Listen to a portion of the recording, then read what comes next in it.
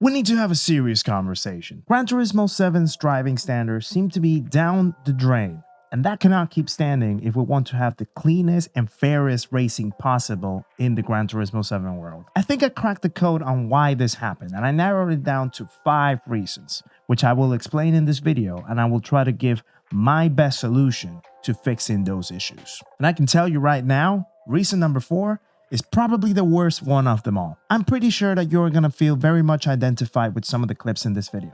So if that is the case, make sure to stick to the end, because there's a lot to talk about here and a lot to unpack. So when it comes to driving standards in Gran Turismo, we first need to define what driving standards actually mean. And it can be defined in this very simple way. It's all about the formal and informal rules and best practices to maintain a clean, fair, predictable, and safe racing environment. By doing this, we can almost guarantee that everyone will have the same chances at winning or getting a good result in a race, but also keeping it as sportsmanlike as possible. The problem, however, seems to stem from the fact that some people's driving standards seem to be affected by one of these 5 reasons, which I'm about to explain. And that can lead to either ruining someone else's race or just getting a very unsavory moment in a race, which none of us really want, because in the end, sim racing is about having fun, but in a competitive way. So let's start unpacking what these reasons are, why they happen, and how they can be fixed. So first of all, let's define something here. Bad driving standards don't necessarily just mean dirty driving. It's all about the racing in general. How many incidents, collisions, mistakes overtake the racing. Most of what we think it's bad driving is actually quite fixable. It does require a little bit of work, but it's definitely fixable. And it comes down to 3 different pyramids. The first one is about car control. When we speak about car control, we speak about the fact of how we drive the car around the race and around other cars with us. It is all about our inputs. It is all about our ways of placing the car into different corners and the way how we approach different situations where cars are either close to us or far away from us. Sometimes what we might spot is a lot of drivers overdriving their car, and in doing so, losing control of the car to the point of causing incidents with other drivers and potentially ruining the races.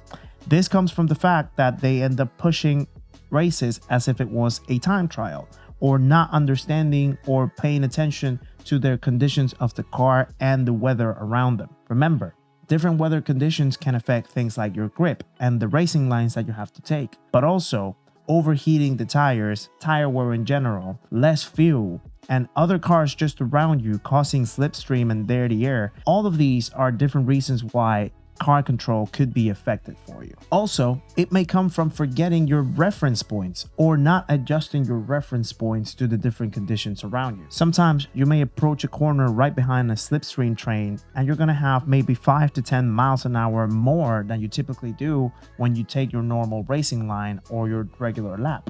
So you have to adjust for this. You have to brake earlier. You can't brake at the same spot that you typically would because you have some overspeed that you need to account for. It all comes down to this simple line. If you can't place your car, you can't race your car. Pace comes after control. You first need to control your car. You first need to drive as smooth and consistent as possible before you attempt anything else. So that way you can keep yourself away from trouble, you can avoid incidents with other cars around you, and you can understand what is happening in your surroundings. The next reason why a lot of the driving standards seem to be very much affected right now, after car control, comes down to spatial awareness.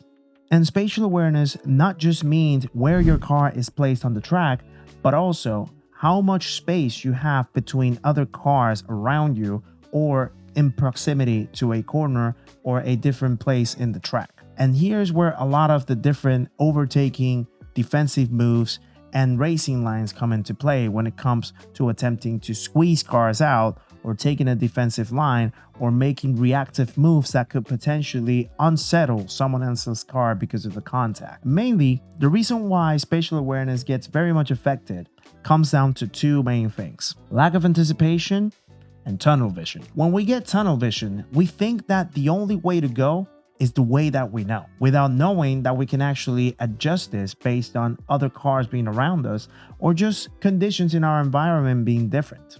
And if we actually go off the track, we have to consider there are other cars that might come at a faster speed, and by rejoining, we could potentially cause an incident with them. Or if we see that another car is approaching in our radar, we have to take action way ahead in time before we attempt to make a reactive move on them. That way, we maintain ourselves predictable. We alert the other car what we are intending to do, and that allows them to react on top of that, and we can still maintain a clean, fair, and safe racing environment. And it doesn't mean that you always have to win every single defensive move or you always have to overtake the cars in front of you. It's just about avoiding incidents, avoiding unsettling and unsavory situations where people may take it the wrong way or they may just get their races ruined. And if we have to summarize it to one line, if they exist in your radar, they must exist in your plan. And you have to take 2 to 3 steps ahead in your plan before you take action. And there are multiple ways how we can fix this issue with spatial awareness. For one, and the easiest one to perform, always leave enough room. Whether you are attempting an overtaking move or a defensive move, or even when it comes to just adjusting your racing line, always leave enough room for the other car to be able to do their race move as well. Remember, you always have to stay predictable. If you end up leaving the track because of an incident or a mistake, always make sure to leave the faster cars go first before you rejoin. If you don't have enough speed to stay in the racing line, make sure to get away from the racing line as well. If you have to serve a penalty, make sure to serve it away from the racing line so that you don't interrupt the flow of cars that are right behind you. And always maintain your radar visible, or at least have a good perception of the cars around you so that you don't cause involuntary collisions or incidents against them. Now, the first 2 reasons that I just described are mainly related to the driving itself. It mainly relates to the way how we control the cars and the way how we position the cars in the track with other drivers around us. The next 3 reasons are mainly related to the same root cause, and that is about the driving mindset. This is what tends to get the most effective when it comes to driving standards in any sim racing, and Gran Turismo not being the exception. And the way how I'm going to describe the driving mindset comes into 3 parts. The first part is desperation. Now, when it comes to desperation, it can come into 2 different ways.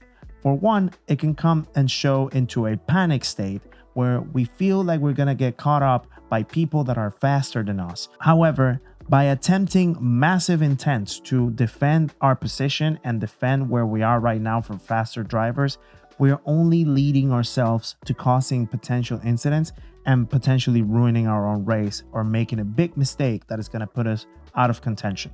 So this can be reflected into people taking overly defensive attempts into a race when they see people approaching. The other way how it can be reflected is in the way how we attempt to attack other drivers.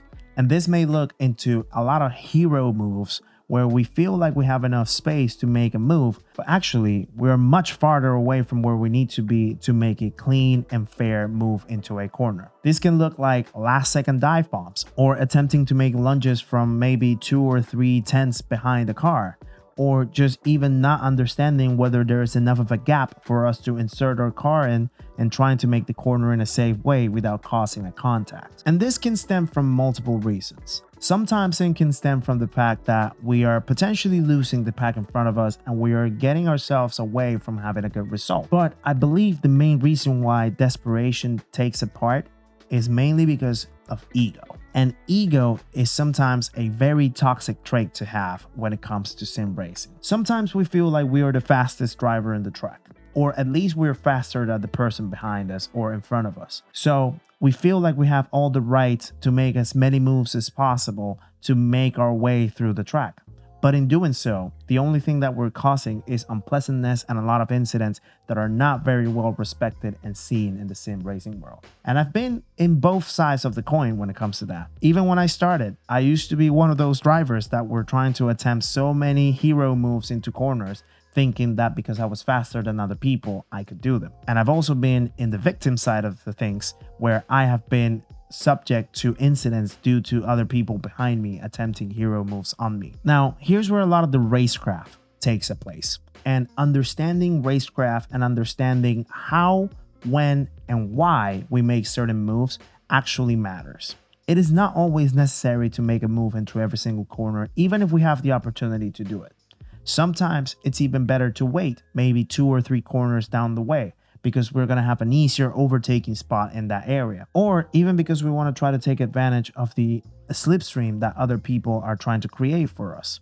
Or just because we also are trying to escape from drivers behind us, so battling every single corner is only losing both of the drivers' time and bringing more people into the party that could potentially incentivize more incidents to happen. And then again, when it comes to racecraft, there is also the element of predictability. You have to make it very well known and intended that you are attempting to make a move, you're attempting to defend a position, and you know where your car is going to be and which direction it's going to take before you head into a braking zone or making a corner. That way, you keep the fairness and the cleanliness with the people around you, so that either you can defend your position, you can attack someone else, or you can just let other people make their own racing moves and keep the fair racing all along. Again, when it comes to a lesson, focus on winning the exit, not win the apex only. And remember, desperation is just poor planning going on fast forward. Now, desperation is also mixed up with the next reason that I'm about to show you, and the one that I really do believe is the main one that causes most of the incidents and unsavory moments in sim racing in Gran Turismo 7, and it is down to impatience. When it comes to impatience, some drivers just seem to see the races with a next apex vision rather than a long-term vision.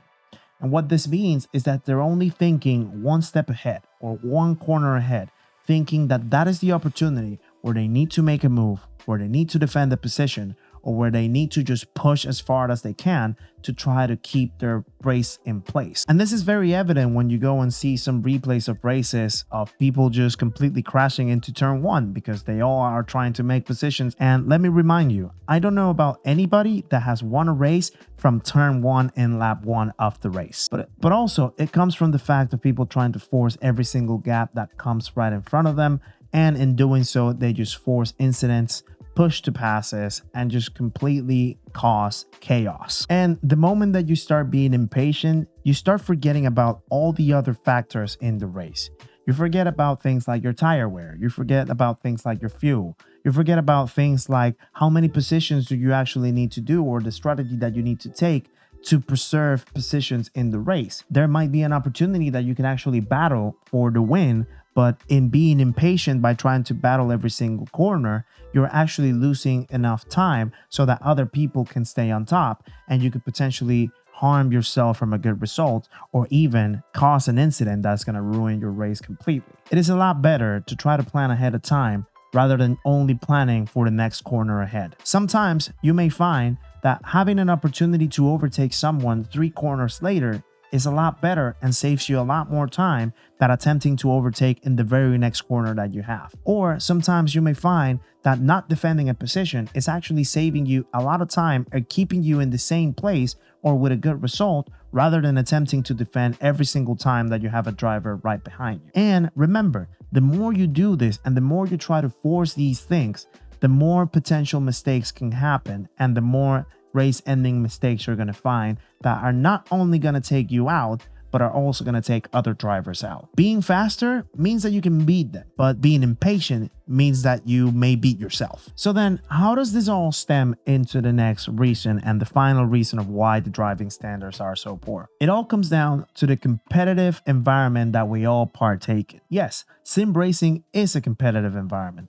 We all try to get the best result that we can. We all try to be the fastest driver that we can. And we all try to compete with other people around us. And in having competition, you also have to maintain good sportsmanship. Sportsmanship is what keeps all the sporting events and all the competitive events alive. If there was no sportsmanship, people would just cheat their way to the wins. People would just try to take everyone out in order for them to get a good result. And that is just not fair at all. And none of us really want that. I would venture to believe that. So if you want to try to have the most sportsmanlike and fair races that you can have, you have to be the one that starts with the sportsmanship. You have to be the one that can hold yourself accountable, whether you make a mistake or whether you force someone else into a mistake unwillingly and unfairly. And I'm pretty sure you will agree that sometimes the main things that we see are just people over-exaggerating, overreacting, and retaliating to every single incident that we find. And this is just causing a bigger loop that we need. Bad actions are responded with worse actions, and the loop keeps feeding up and feeding up. And what we end up finding is just absolutely unacceptable actions from other people. People attempting to take people off the track, off the races, punting them out of the way, brake checking, not being sportsmanlike to see the position when they make a mistake, and just completely causing chaos. And I am pretty sure that none of us really want to see this anymore in Gran Turismo 7. But we have to start with ourselves. We have to be able to control ourselves and to understand what we're doing, how that could affect us, and how could it affect other racers. And in the same way, whenever we partake in an incident or have a mistake that forces someone else off a mistake, we have to be able to be accountable and to give places back where they should be given back. We have to be able to stay out of the way of someone else's race so that they can keep going and we don't stop them from having a good result if we already compromised ours. And we do not have to overreact to people doing wrong on us. If people try to take us out of a race or if people are being unfair to us, the best solution is just to keep on going with your own race and do not respond back. Do not retaliate. If you know that you were in the wrong, be sure to apologize to other people. If you were done wrong, don't ask for apologies. Just let them be what they are and someone will take care of them. I don't know who, but someone will. And what we don't want to keep feeding into is just the vicious loop of creating more and more and more unsavory moments that other drivers then get affected. And it just creates a whole pyramid of unsportsmanlike conduct. Remember, sportsmanship is not a weakness. It is the only way how we get to better lobbies. So yes, it does start with understanding how we drive and then the mentality that we have when we drive, but also the way how we approach competitive driving. And I'm pretty sure all of you watching this video right now would love to have a clean, fair, predictable, and competitive environment for racing, where we all can enjoy the extreme moments of racing when it's done cleanly and the big rewards that it gives us, whether we win a race or we just come shy of a win, but at least we had a good thrill by doing so. Now, are you actually making the change that needs to be done in order to get this? Or are you just being part of the problem? I'll leave that answer up to you. So if you enjoyed this video and you agree with most of the things being said here, make sure to give a like to the video, leave a comment below. And if you want to see more clean racing, make sure to subscribe as well. I hope you enjoyed this one, and I'll see you on the next one.